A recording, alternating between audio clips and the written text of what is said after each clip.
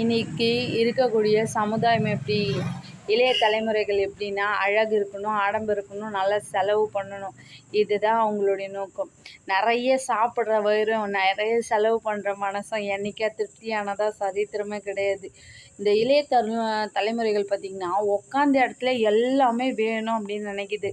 ஒரு வேளை கூட உக்காந்த இடத்துல இருந்து போய் எழுந்து செய்யணுன்ற எண்ணமே கிடையாது. பெரியவங்க நல்ல அட்வைஸ் பண்ணால் பிடிக்காது, நல்லது செஞ்சால் பிடிக்காது, நல்லவங்களா இருந்தால் பிடிக்காது. அவங்கள கேவலமாக பேசி அவங்களே மன உளைச்சலுக்கு ஆளாக்கிடுவாங்க.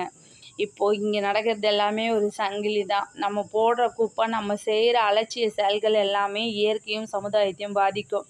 சமுதாயம் கூட அமைதியாக இருந்துடும். இயற்கை ஒரு ஆட்டம் காட்ட ஆரம்பிச்சது, அவ்வளோதான். அதனுடைய சத்தம் பகிரங்கமாக இருக்கும், மிக ஆக்ரோஷமாக இருக்கும். அதை இன்றைக்கி பார்த்துட்டு தான் இருக்கோம் நம்ம.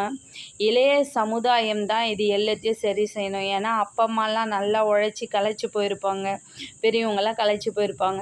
இளைய சமுதாயம் தான் இறங்கி வேலை செய்யணும். ஆனால் இன்றைக்கி அந்த இளைய சமுதாயமே சீர்கெட்டு ஒழுக்கம் இல்லாமல் நல்லதை செய்ய பிடிக்காம ஆடம்பரமாக தான் என்ற கர்வம் பிடிச்சி அழிஞ்சிட்ருக்கு.